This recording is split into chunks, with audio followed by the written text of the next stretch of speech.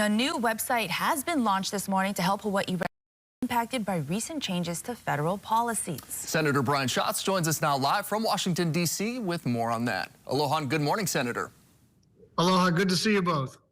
What can your new guide do to help Hawaii residents? Well, the main thing is that it's sort of a scary time for folks, whether you depend on the federal government or work for the federal government, or in some instances are scared about what the federal government is going to do to you. I want everybody, regardless of politics, to feel comfortable to contact our office. So if you go to shots.senate.gov, there's a form there. And I just want everybody to know it is not a black hole. A person reads it immediately. And we try to direct you in the right direction. If you're laid off, having served in the federal government, if you're a veteran who needs help or a person who needs assistance with Social Security, a lot of people with complicated immigration status need to understand what their rights are. If you're a green card holder, if you're a mixed status family, if you're on a student visa, everybody kind of just needs to navigate this new landscape.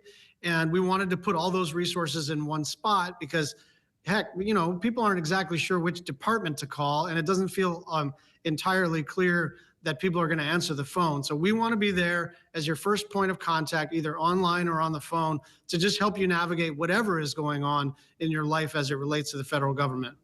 You know, having one place is definitely convenient for people.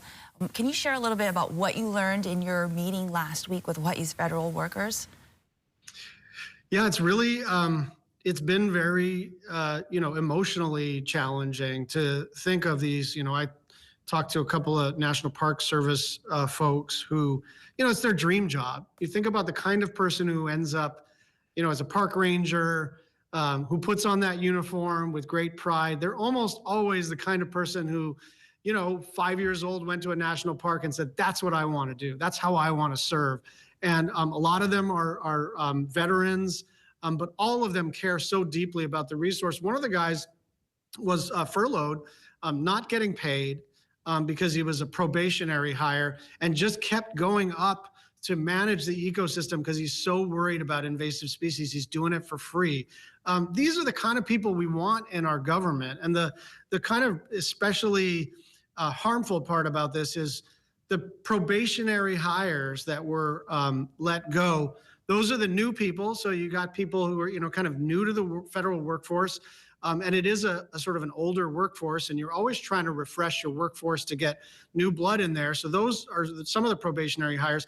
But the other category of people who are called probationary hires are actually people who have done so well that they got a promotion.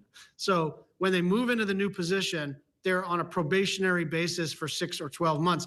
Those people got fired. Like, we're literally firing our new employees and the people who have performed well enough to get a promotion. This is not an efficient way to run the government. I understand the need to make sure the government runs better. I understand the need, and I think in the age of AI, there's a real opportunity for people to get the answers they need. I think that goes for healthcare. I was on the phone with Kaiser last year for 4.5 hours in one day and didn't even get an answer. So I think technology can be used to make bureaucracies more responsive to people.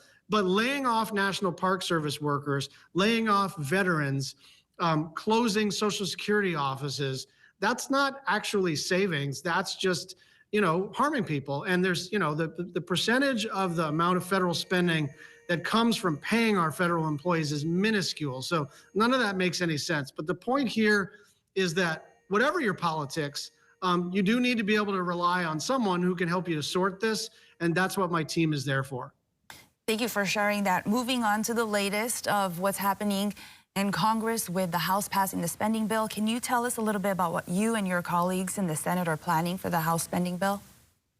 Well, it's it's a continuing resolution through September. I do not like it at all because it gives too much authority to the executive branch. And for me, this isn't a question of partisanship. It's a question of I belong to the legislative branch and we're in charge of, you know, doing the spending bills. That's the way the Constitution is set up. And I think this, you know, gives too much authority to the executive branch, especially this executive branch, which is claiming, you know, illegally claiming authority to, you know, RIF workers, reduction in force, lay off workers, furlough workers, shutter buildings, stopped funding illegally. And so giving them not quite a blank check, but giving them too much additional authority, I think, is a mistake.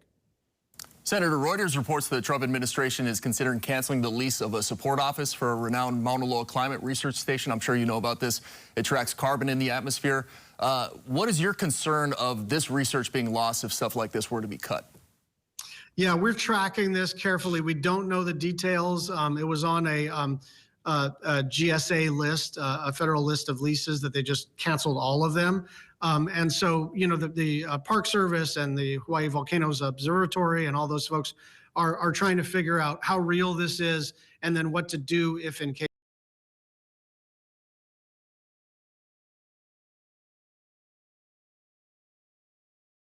To house a bunch of researchers in the Hilo area that do a wide variety of things. So in the long run, they're going to have a home. In the short run, you know, people can't do their scientific research if they don't have a lease. And so it's one of those things where they say, well, that's just overhead costs. Well, sometimes overhead cost is like air conditioning, right? Or a computer or Wi-Fi or a parking spot. So you might not love paying for quote unquote overhead, but a place can't work without the basics. And I think that's frankly intentional.